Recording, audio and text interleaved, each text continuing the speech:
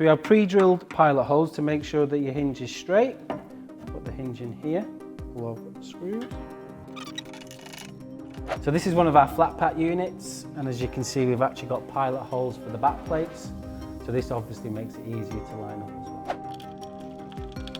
The pre-drilled holes line up with the back plates. With Blum's clip-top technology, the hinge is literally just clip on. With the Blum built-in soft close hinge and back plate, we have three-way adjustment. We have forwards and backwards. We have left and right. And on the back plate, we have up and down.